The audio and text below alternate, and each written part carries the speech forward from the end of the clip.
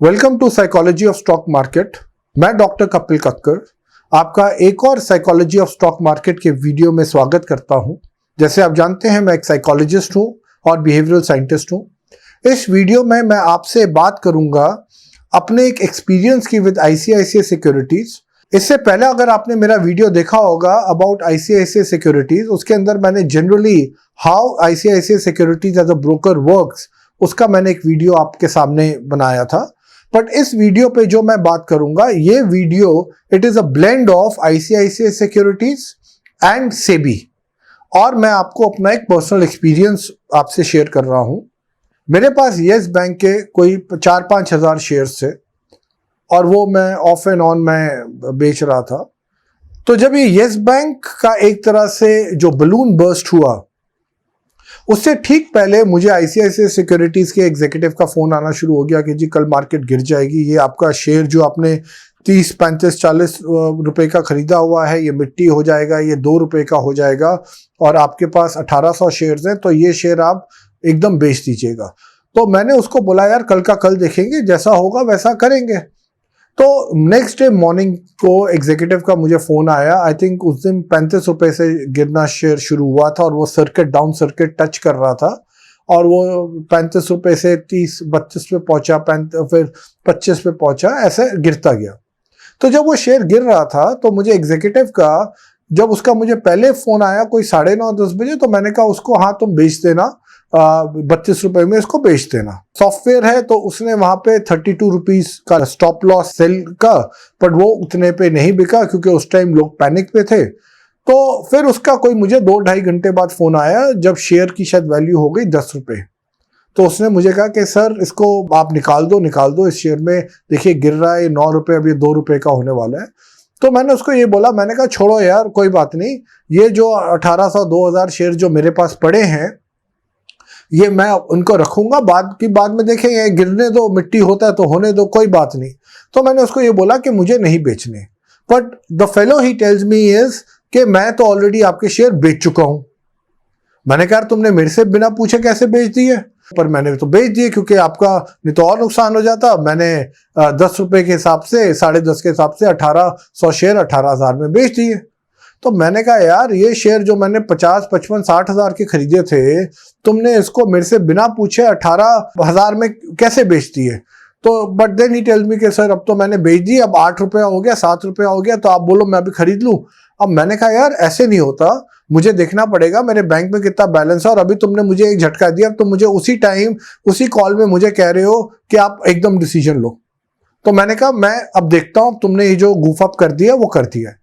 Same day मैंने ICICI security को एक ईमेल लिखा, इनके वाइस प्रेसिडेंट तक मैंने मेल लिखा और मैंने कहा भैया ये आप लोगों से गलती हुई है और आप लोग को इसका जो भरपाई कंपनसेशन अगर आप करना चाहते हैं जो तो 32 रुपीज में जो मैंने आपके एग्जीक्यूटिव को बोला था बेचने के लिए, तो उतने का आप मुझे पैसे चाहे वापस मत करिए, पर जो 36,000 रुपए 32 के हिसाब से एडिशनल बनते हैं, 54,000 बनता था तो 18,000 तो ये आ जाएगा 10-10.5 के हिसाब से, तो जो बैलेंस 36,000 बनते थे आप ब्रोकरेज के अंदर कंपनसेट कर लीजिएगा, एडजस्ट कर लीजिएगा, क्योंकि मैं तो शेयर खरीदता रहता हूँ। तो वीपी का मुझे लेटर आया, no we are extremely sorry and all and we apologize for whatever has happened, but our man had told you, or our executive had informed you that you could have picked up the shares again at 7-8 rupees, but since you denied and you did not comply with, so it is your loss, we can't help in this, and a very stupid message was sent to me. तो मैंने क्या किया, मैंने कहा भाई मुझे समझ आ गया इन लोगों से बात करने का फायदा नहीं है। तो मैंने क्या किया, मैंने सेबी को एक चिट्ठी 2-3 दिन 4 दिन बाद लिखी और मैंने उनको ये बोला कि भाई ऐसा ऐसा मेरे साथ हुआ है। तो पहले तो मुझे रिप्लाई वगैरह नहीं आया, फिर मैंने सेबी को कुछ दूसरे ईमेल पे लिखा, वहां पे इनकी सर्विस बहुत अच्छी रही, जबकि सेबी से रिलेटेड मैंने एक और वीडियो बनाया हुआ है वो आप जरूर देखिएगा। तो सेबी की सर्विस ऐसी थी कि पहली बार उन लोगों ने एक तरह से ईमेल पे मेरे से पूछा आपकी क्या इश्यूज है, मेरा मेल ऑटोमेटिकली फॉरवर्ड करा, so there is an access page जहां पे मैं और आईसीआईसीआई वाले सेबी को अपना पॉइंट ऑफ व्यू देते रहे। उसके बाद I get a call from SEBI and they said we'll try to get this settled. तो कॉम्प्रोमाइज वगैरह, ये said this is the first level that we do normally do, इसमें हम कुछ करते नहीं है, हम आप दोनों को एक कॉन्फ्रेंस कॉल पे लेंगे। मैंने कहा ठीक है कॉन्फ्रेंस कॉल पे ले लो। तो कॉन्फ्रेंस कॉल में इन लोग का जो एटीट्यूड था, जो 1800 शेयर, ये तो आईसीआईसीआई वाले तो ऐसे गरज रहे थे कि जैसे इनसे बड़ा समझदार कोई नहीं है। तो इन्होंने मुझे बोला ऐसा है जी, हम ये सब नहीं कर सकते, हम आपको 400 शेयर दे देते हैं, क्योंकि वैसे भी शेयर तो लॉक इन में ही रहने हैं, 3 साल तक लॉक इन का पीरियड येस बैंक का है, तो आपके सिर्फ 400 शेयर ही आप बेच सकते हो, आप ये 400 ले लो। तो फिर मुझे आधा घंटा कोई कन्वर्सेशन हुआ, मुझे समझ आ गया यार इन लोगों से आप बात नहीं कर सकते। I told the SEBI person let us take it to the next level. तो नेक्स्ट लेवल में क्या होता है कि उनका एक जो सो कॉल्ड मीडिएटर होता है, but he has the power to write the order. मैं फिर कह रहा हूं, आप मेरा वो सेबी वाला वीडियो देखिएगा जिसके अंदर मैंने इस चीज की बात करी है। जो सेबी से जो रिप्रेजेंटेटिव था, he was a very nice gentleman, पर वो क्या कर रहा था पूरा time, he wanted me to compromise with them, which I was reluctant. मैं इंटरेस्टेड नहीं था, क्योंकि मुझे मालूम था भाई गलती इनकी है। तो उसने मुझे बड़ा डराने की और ये सब करना कि भी आर्बिट्रेशन में जाना पड़ेगा, ये है वो है, और उन लोगों ने, येस बैंक वालों ने कहा जी हम तो एक पैसा फालतू नहीं देंगे, और ये तो मतलब बहुत लंबा वो कोई 1.5 घंटा कॉल चली। तो वो एक वीडियो कॉल थी, पर उसको बाद में इन्होंने ऑडियो कॉल में कर दिया। उसमें येस बैंक वालों ने मेरा कन्वर्सेशन इनके एजेंट के साथ भी सुनाया और सब कुछ हुआ, क्योंकि मैं अपना पूरा पढ़ के गया था कि सेबी को ऑर्डर देना ही है, चाहे वो मेरे फेवर में दे चाहे मेरे अगेंस्ट में दे, but he will have to give an order. And that SEBI fellow, जो उनका, he is not directly a part of SEBI, but they are empanelled with SEBI to settle such cases. तो जहां मुझे उसका attitude मुझे समझ आ गया कि ये कॉम्प्रोमाइज चाहता है, and I told him I will not compromise. फिर उसने वीडियो रिकॉर्डिंग में उसने सुना, मैंने उसको 32 रुपीज में ग्रीन सिग्नल दिया था येस बैंक को बेचने का, और मैंने 10 रुपए में नहीं दिया था। तो आप देखिए सेबी ने उस ऑर्डर में क्या लिखा। The complainant attended the meeting over videocon. He stated the AR of the TM contacted him over telephone on 5th March 2020 and again on 6th March 2020, advising him to sell his shareholdings Yes Bank Limited. After a telephonic discussion, he agreed to sell 1800 shares of Yes Bank at the market price with a floor limit of 31.30. When he spoke to the AR of TM around noon, he was informed that 1200, in fact it should be 1800 shares of Yes Bank had been sold at rupees 10.20. He stated that no authorization was given to sell, so on and so forth। अगर आप ये order देखेंगे, और उसके बाद उन्होंने जो order दिया कि in view of the above, the matter is decided in favor of the complainant since the dispute arose in respect of sale of shares on 6th March 2020. The impact of the Government of India notification of 13th March 2020 on the shares of the complainant is not being considered, and the applicability of the lock-in period of on 75%, जो ये yes bank वाले कह रहे थे कि जी 75% तो आप वैसे ही नहीं बेच सकते क्योंकि लॉक इन में रहेंगे, of the share holding has not been considered. तो सेबी ने ना उनका 75% कंसिडर करा, ना उन्होंने ये कंसिडर करा जो वो अपना कह रहे थे कि 10 रुपए हमने ठीक किया, और ये इनकी गलती थी, इन्होंने 8 रुपए का नहीं खरीदा।